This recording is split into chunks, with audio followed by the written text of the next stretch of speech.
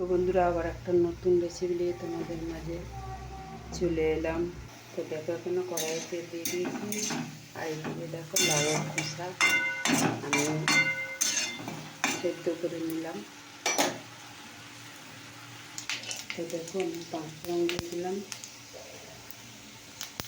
তো দেখো গরম হয়ে গেছে 5 ফোড়নটা। এই দেখো আলু কাটা আছে গোল গোল।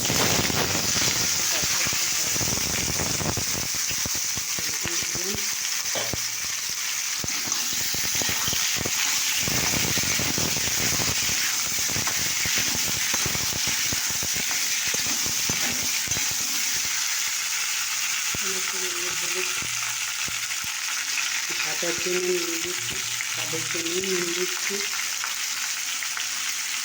আর অল্প একটু হলুদ দিলাম। একটু কষা হবে। দেখো কড়াইয়ে সবজিটা নামানো হয়েছে, তাই এটাকে আমি তেল দিয়ে দিলাম। তো দেখো তেলটা দিয়ে দিচ্ছি, গরম করে দেবো। সব কিছু আছে কিছুটা দিয়ে দিলাম।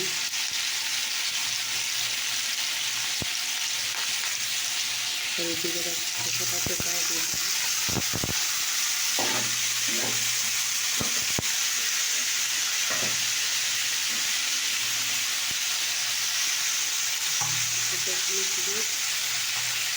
তারপরে নিয়ে দিলাম, একটু দেওয়া হয়েছে